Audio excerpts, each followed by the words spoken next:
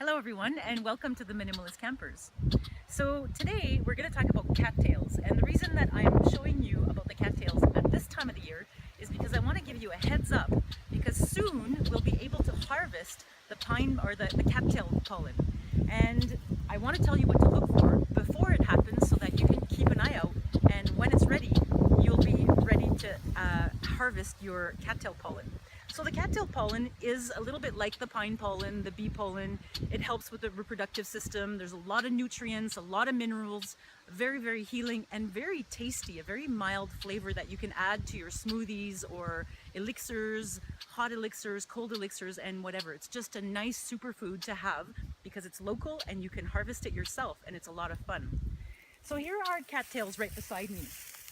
And as you can see, the cattails are starting to have their flowering spike. So this happens really quickly. You're going to want to find a patch of cattails and you're going to want to watch them very closely, because what you're looking for is this part here. Now look at this one here. You'll see it's still hidden behind this leafy part here, which will very quickly fall out. And as soon as it falls out, this is what you have underneath. This is the flowering spike. And as you can see, the flowering spike has two different parts to it. It has the male cone and it has the female cone. Now, the part that's pollinating on the cattail is the male cone. So this part here, in a couple of days, I'm thinking, it really depends on how fast this is all going to go, depends on the weather.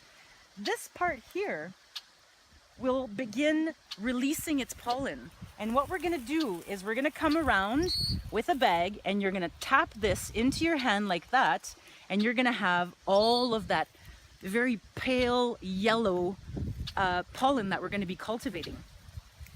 Okay, so that's the heads up. Find yourself a nice cattail patch and watch it very closely. Now come with me on the mat. So you can see again the two cones. You have the male and the female.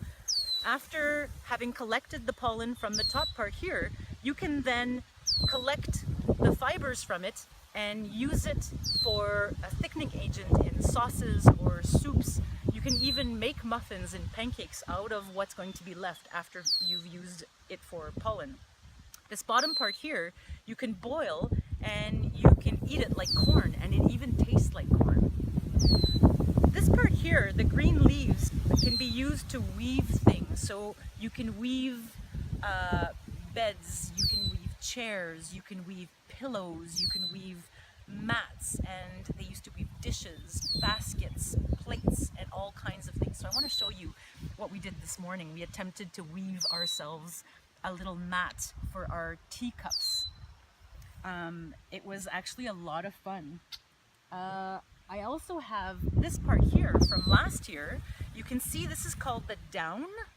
It's a down-like substance. When you can see that the male part is gone and all there's left is the female part that will eventually, it grows into that dark brown kind of sausage-looking part that we will see later on in the year. The down part was used to stuff beds and stuff pillows and make life jackets and things like that. And it also was used in mixture with ashes and lime. They would mix it together and make like a cement-like substance to build things. It got really, really hard. So as you can see, there's a lot of uses for cattails. And so hopefully you'll spot yourself a nice little patch. Keep an eye on it for the pollen, and otherwise you can use it for edible, building, creating really creative things, and hopefully you'll give it a try. Thank you for watching, and we'll see you soon. We'll be making a part 2 when the cattails start to pollinate. I will be showing you what that looks like.